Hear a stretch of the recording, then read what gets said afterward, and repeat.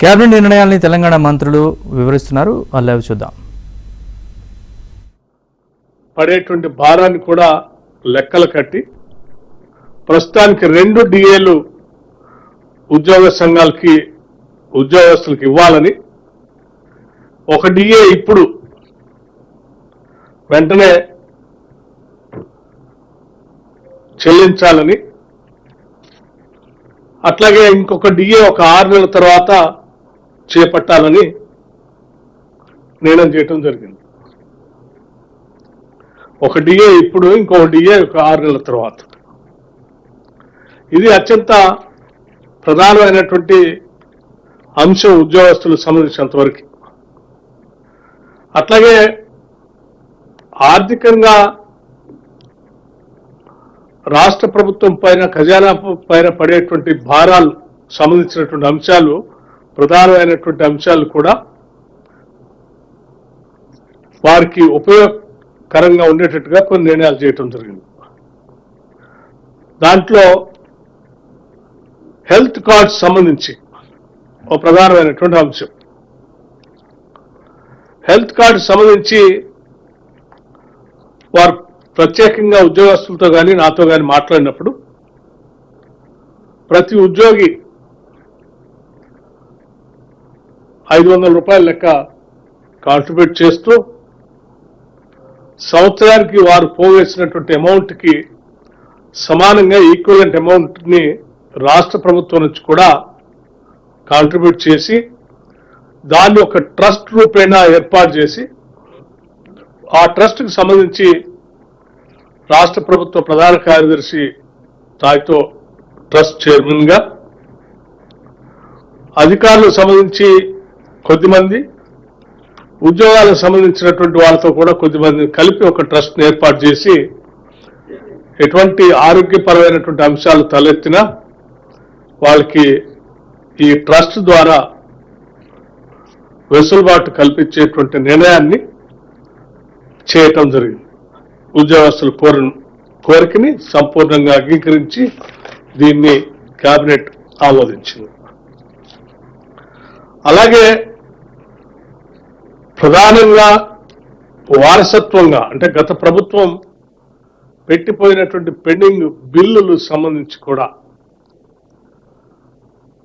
ఉద్యోగస్తులకు సంబంధించినటువంటి pending bills, ఆ బిల్స్ కూడా ప్రయారిటైజ్ చేసుకొని ప్రతి నెల కనీసం 700 కోట్లు తగ్గకుండా ఆ పెండింగ్ బిల్లులు సంబంధించిన, ఉద్యోగస్తులకు సంబంధించిన బిల్లులు బకాయిలు కూడా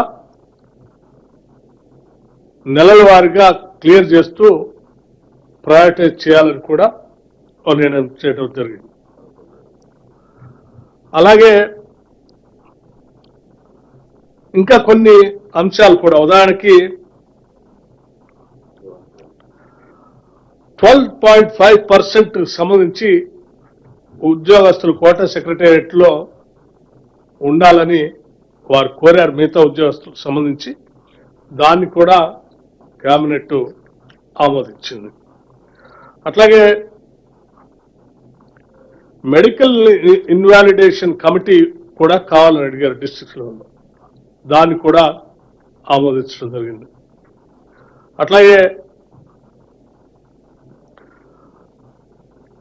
ఈ ఉద్యోగస్తులు రిటైర్ అయినటువంటి వాళ్ళు మళ్ళీ తిరిగి రిక్రూట్మెంట్ చేయకుండా ఓ నిర్ణయం తీసుకోవాలని చెప్పింది ప్రభుత్వం. దానికి కూడా సానుకూలంగా స్పందించింది. అట్లాగే గ్రామ పంచాయత్లో పనిచేస్తున్నటువంటి సెక్రటరీస్ సంబంధించిన క్యాడర్ ర్యాంకు సంబంధించి ఒక గ్రేడింగ్, ఒక నిర్ణయం తీసుకోవాలంటే గ్రామ పంచాయతీల గ్రేడింగ్ ప్రకారం వారికి ఆ గ్రేడింగ్ ఇచ్చేటువంటి కార్యక్రమం కూడా చేస్తామని చెప్పారు. అట్లాగే డిపిసి సంబంధించి కూడా వాళ్ళు ప్రధానంగా వాళ్ళ డిమాండ్ ఉంది. వాళ్ళు డిపిసి రెగ్యులర్ గా జరపాలి, ప్రమోషన్స్ వచ్చేటట్టుగా చూడాలి. ఎస్, దానికి కూడా రాష్ట్ర ప్రభుత్వం చాలా సానుకూలంగా స్పందించి అగ్రీ అయింది. అట్లాగే ఆఫీసర్స్ ఎలక్షన్స్ అప్పుడు ఎలక్షన్స్ ట్రాన్స్ఫర్స్ అని కొన్ని చేశారు.